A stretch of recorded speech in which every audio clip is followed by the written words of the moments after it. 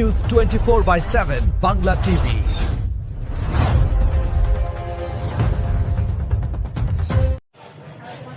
জয় শ্রী জগন্নাথ। অনন্ত শ্রী বিভূষিত শ্রী গোবর্ধন মঠ পুরীর পীঠস্বর পরম পূজ্য স্বামী নিশ্চলানন্দ সরস্বতী মহারাজের 84তম আবির্ভাব উপলক্ষে রুদ্রাভিষেক শ্রী শ্রী সপ্তশতী পাঠ মৃত্যুঞ্জয় যজ্ঞেরও আয়োজন করা হয়। অনুষ্ঠানটি হয় গত 12ই জুলাই আদিগুরু শঙ্করাচার্যর মন্দিরে।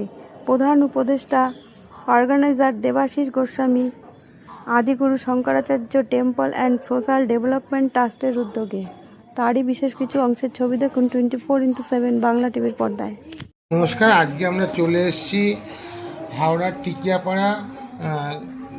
টিকিয়াপাড়া শ্রী জগৎগুরু শ্রী শঙ্করাচার্য আশ্রমে পরম পূজ্য শ্রী নিশ্চলানন্দ সরস্বতী মহারাজের আজকে 84তম আবির্ভাব দিবস। কি বলবেন, এত মানুষের আজকে যজ্ঞ হয়েছে, এখানে রুদ্রাভিষেক হয়েছে, মৃত্যুঞ্জয় যজ্ঞ হলো, কি বলবেন?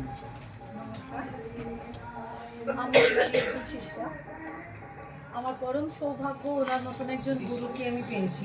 আমার অনেক জন্মের পূর্ণ ফলের ফলেই ওনাকে আমি পেয়েছি। এবং ওনার 84তম জন্মদিন মানে আমাদের জগতের যত মানুষ আছে উনি সকলের গুরু, কারণ উনি গুরু, জগৎ গুরু, তাই উনি সকলের গুরু।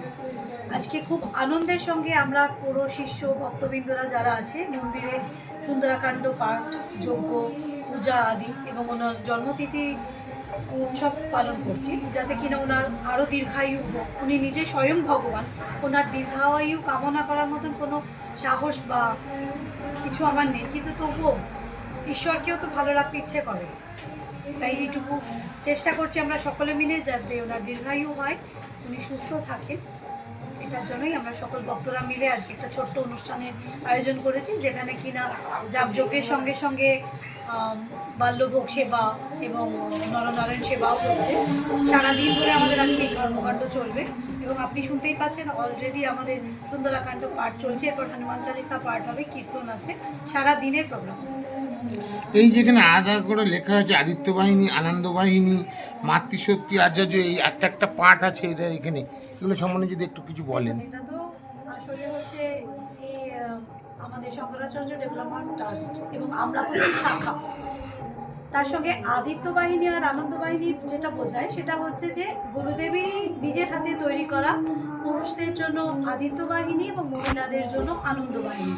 আমরা তারই অংশীদার এবং এই মুহূর্তে এখানকার ট্রাস্টের যিনি আমার পতি মহাশয়, আমার স্বামী, উনি শ্রী দেবাশিস গোস্বামী মহাশয়, উনি দিয়েছেন আদিত্য বাহিনী। আমি একটা সময় ছিলাম